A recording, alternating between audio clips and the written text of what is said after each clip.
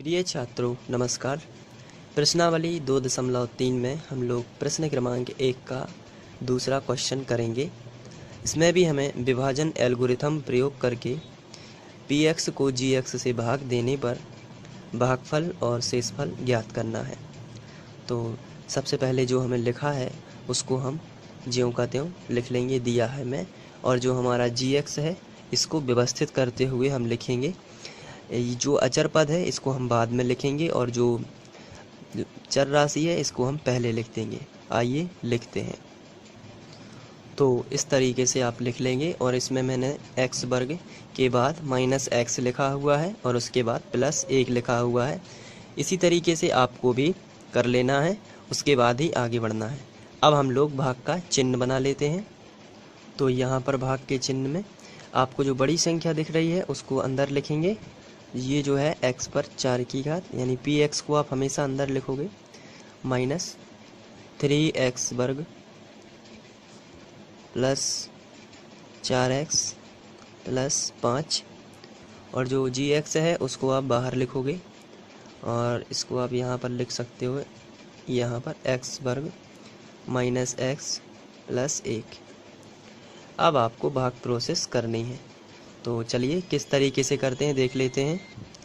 इसके लिए आपको पहला पद यहाँ और पहला पद यहाँ दोनों देखना है। तो यहाँ पर x पर 4 की घात है और यहाँ पर x पर 2 की घात है। तो यहाँ पर x पर 2 की घात की कमी पड़ रही है। यदि इसको x पर 2 की घात और दे दी जाए तो ये जाके x पर 4 की घात बना लेगा। तो जो कमी पड़ रही है उसको हम यहाँ लिखेंगे और जो कमी यहाँ पर लिखी हुई है उसका गुणा इसमें भी होगा, उसका गुणा इसमें भी होगा और उसका गुणा इसमें भी होगा। तो ये बात आपको ध्यान रखना है। लेकिन कमी कहाँ से पता की जाती है? यहाँ के पहले पद को देखकर और यहाँ के पहले पद को देखकर। ऊंची घात वाले पद को हम देखकर, दोनों के ऊंची घात वाले पदों को देखकर हम कमी को पूरा करते हैं और उस कमी का गुणा इसमें भी होगा, उसमें इसमें भी होगा और उसका गुणा इसमें भी होगा। तो चलिए अब हम गुणा करते हैं। x वर्ग का गुणा x वर्ग में करेंगे तो ये आएगा x पर 4 की घात। x वर्ग गुणा -x में होगा तो सबसे पहले ये माइनस है, यहाँ पर कोई भी चिन्ह नहीं लगा है तो ये प्लस माना जाता है। तो प्लस माइनस का माइनस ही आता है और x का घन आएगा यहाँ पर, क्योंकि यहाँ पर x है और यहाँ पर x वर्ग है। लेकिन यदि हम यहाँ पर देखें तो हमें कहीं भी जो है घन नहीं दिखाई दे रहा है। हमारे क्वेश्चन में जो दिया गया था उसमें वर्ग है या फिर 4 की घात है, लेकिन 3 की घात यहाँ पर बन रही है क्योंकि 2 की घात यहाँ पर है, 1 की घात यहाँ पर है। तो 3 की घात हमारे पास यहाँ नहीं है तो हम इसको अलग से लिखेंगे और इसको थोड़ा सा और बढ़ा देते हैं यहाँ पर और इसको लिख देंगे। तो x वर्ग का गुणा x में होगा तो आएगा x घन। तो हम यहाँ पर लिखेंगे -x घन, इस तरीके से। अब ना ही मैंने वर्ग के नीचे लिखा है, ना ही x के नीचे, ना ही अंक के नीचे। इसे हम अलग से ही लिख सकते हैं क्योंकि 3 की घात को 3 की घात के नीचे ही लिखना पड़ता है और यदि ऊपर नहीं है तो हम उसे अलग से किसी भी चीज़ के ऊपर ना लिखकर खाली जगह के नीचे लिखेंगे। इसके बाद हमने x वर्ग का गुणा 1 में भी करना है तो x वर्ग एकम x वर्ग होगा। तो यहाँ पर हम लिख सकते हैं क्योंकि प्लस का ही आएगा और साथ में, और वर्ग के नीचे वर्ग हम लिख सकते हैं x वर्ग एकम x वर्ग। अब हम लाइन खींच देते हैं। लाइन खींचने के बाद हम जो दिया गया है इसके ओरिजिनल चिन्ह को लिखते हैं। सबसे पहले यहाँ पर जो है इसमें कोई भी चिन्ह नहीं लगा है तो इसका ओरिजिनल चिन्ह होगा प्लस। ये प्लस लगा ही है और ये माइनस लगा ही है। अब इन ओरिजिनल चिन्हों में हम गोला लगाएंगे और इसकी जगह पर विपरीत चिन्ह लिखेंगे। जैसे प्लस का है तो माइनस का, ये प्लस का है तो माइनस का, और ये माइनस का है तो क्या का हो जाएगा प्लस का। इसके बाद हम यहाँ प्लस का x पर 4 की घात और माइनस का x पर 4 की घात ये दोनों कैंसिल हो जाएंगे। अब यहाँ पर हम देखते हैं, हम शुरुआत करेंगे सबसे ऊंची घात से यहाँ पर, लेकिन सबसे ऊंची घात है x घन की। यहाँ पर आप देख रहे हो तो सबसे ऊंची घात किसकी है?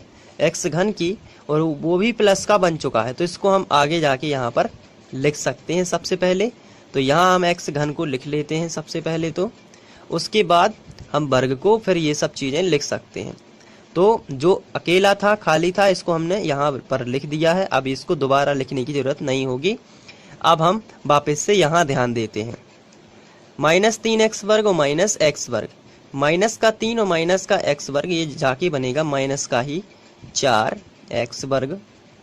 इसके बाद ये ज्यों का त्यों दोनों संख्याएं उतरेंगी नीचे, 4x + 5, और इसको तो मैंने पहले ही लिख दिया है। पहले क्यों लिखा है? क्योंकि इसकी ऊंची घात थी, तो हम ये चाह रहे हैं कि सबसे ऊंची घात पहले ही रहे, तो इस तरीके से हमने इसे लिख दिया है। अब हम फिर से एक बार भाग की प्रोसेस को करेंगे और पहले पद और पहले पद का मिलान करेंगे। तो आप यहाँ देखते हैं, यहाँ पर x³ है और यहाँ पर x² है। फिर से तुलना की हम लोगों ने, तो यहाँ पर इसको इसके जैसा बनने के लिए एक x की कमी पड़ रही है, वो भी प्लस के, क्योंकि यहाँ पर कोई भी चिन्ह नहीं लगा है तो प्लस माना जाता है। तो हमने यहाँ पर प्लस और एक x इसको दिया। अब इसने इसका गुणा होगा तो x³ ही आएगा। तो ये जो कमी थी हमने यहाँ लिख दी। अब इस कमी का गुणा इसमें भी होगा, इस कमी का गुणा इसमें भी होगा और इसका इसमें भी होगा। तो चलिए गुणा करते हैं। x का गुणा x² में होगा तो आएगा x³। x का गुणा -x में होगा, तो सबसे पहले चिन्हों का गुणा कर लेते हैं, क्योंकि माइनस बीच में आया है। और यदि प्लस आता है तो कोई टेंशन नहीं रहती है, लेकिन माइनस आया तो हम गुणा करेंगे चिन्हों का। माइनस प्लस का बनेगा माइनस, x का गुणा x में होगा तो x² आएगा। तो माइनस x का गुणा x में किया तो आया x²। इसके बाद x का गुणा 1 में करेंगे तो x एकम x ही आएगा, तो इसे x के नीचे हम लिख सकते हैं x एकम x। तो यहाँ पर आप देख रहे हैं 3 की घात के नीचे 3 की घात आई है, 2 की घात के नीचे 2 की घात और x के नीचे x आया है। अब हम लाइन खींचते हैं। तो लाइन खींचने के बाद हम इनके ओरिजिनल चिन्ह लगा लेते हैं। जैसे यहाँ कोई भी चिन्ह नहीं लगा है तो ये प्लस का माना जाएगा, ये माइनस का है ही और ये प्लस का भी है। अब हम इनके ओरिजिनल चिन्हों में गोला लगाकर इनके विपरीत लिखेंगे। जैसे ये प्लस का है तो ये माइनस का, ये माइनस का है तो ये प्लस का, और ये प्लस का है तो ये माइनस का। अब यहाँ पर हम देखते हैं प्लस का x³ माइनस का x³, समान संख्या जो है या समान राशि है, लेकिन प्लस माइनस में है तो ये कैंसिल हो जाएगी। यहाँ पर माइनस का 4 है, प्लस का 1x है, तो माइनस के 4, माइनस वाली संख्या बड़ी है इसलिए माइनस का चिन्ह आएगा, क्योंकि माइनस के 4 है लेकिन प्लस का क्या है 1 है, तो माइनस की संख्या बड़ी है। अब 1 से कितनी बड़ी है? तो आंसर है 3 बड़ी है, तो आएगा 3x²। यहाँ पर देखते हैं 4x प्लस का है लेकिन माइनस का 1x है, तो यहाँ पर प्लस की संख्या बड़ी है 4 और यहाँ एक छोटी है माइनस की, तो प्लस का चिन्ह आएगा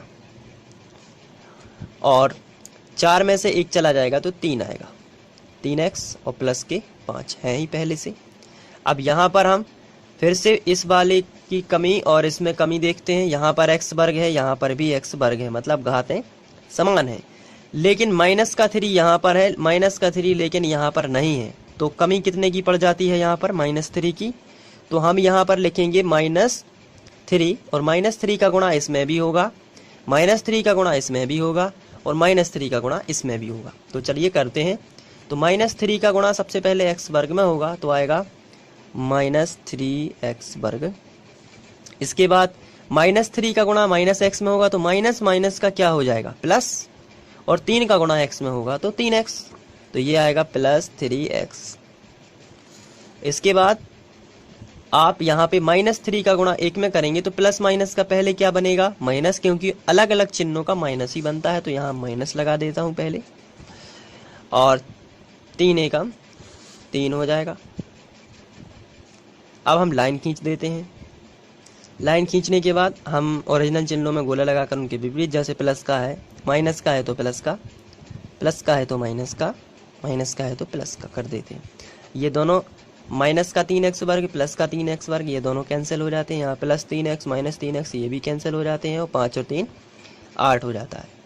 तो यहाँ पर अब सिंगल 8 ही बचा है जो कि शेषफल है, और ये क्या है? भागफल। तो हम लिखेंगे अतः भागफल बराबर, देख लेते हैं कितना है भागफल, x² + x -3।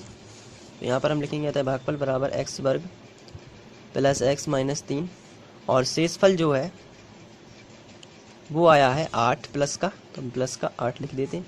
इस तरीके से ये सॉल्व हो जाएगा। तो हम लोगों ने प्रश्न क्रमांक 1 का दूसरा क्वेश्चन भी सॉल्व कर लिया है। इसके बाद हम लोग तीसरा क्वेश्चन सॉल्व करेंगे। Thank you.